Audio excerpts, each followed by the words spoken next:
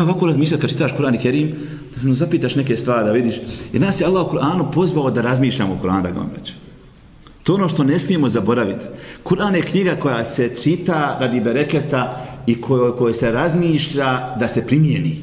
To je finalni cilj, je primijeniti Kur'an u životu. Ne samo čitati Kur'an, ne biti hafiz Kur'ana, ne razumjeti čemu Kur'an govori. Ne čitati hatme bez da znaš o čemu Kur'an govori. Jer od tebe Allah na kraju traži primjenu, dijela. Da taj Kur'an bude u tvom životu. Zato Aisha radijallahu anha opisuje poslanika alejhi selam u hadisu koji bilježi Imam Buharija i kaže bio je Kur'an koji hoda po zemlji.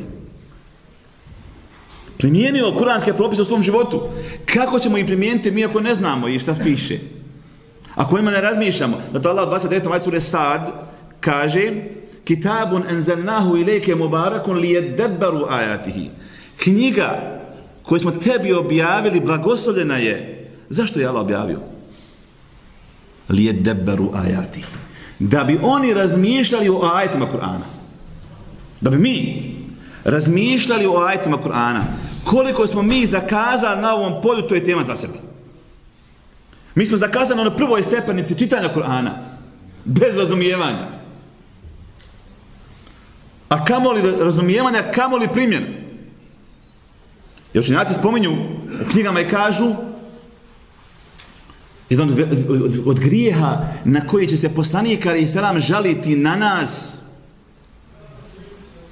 jeste izbjegavanje Kur'ana. U 30. ajetu sure Furqan kaže poslanik alejhi selam: "Wa qala ar-rasulu ya rabbi inna qaumi ittakhadhu hadha al-Qur'ana mahjura."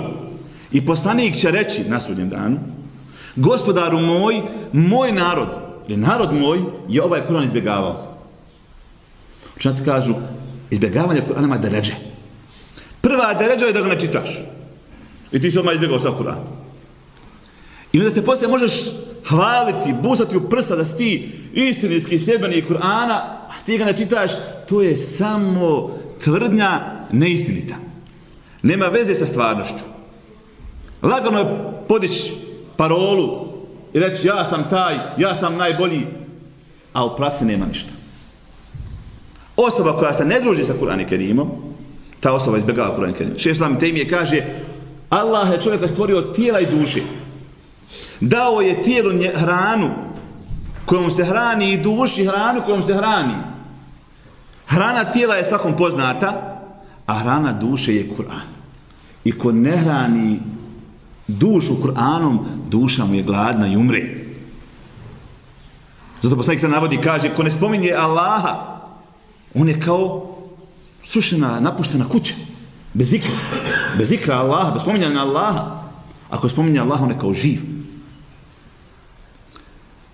Izbjegavanje Kur'ana prvi stepen da ne čitaš Kur'an. Drugi stepen je da čitaš, ali da ne razmišljaš. To je malo manje. A treći stepen je kada da čitaš i razmišljaš, a ne radiš. Što jeste cilj objave Kur'ana.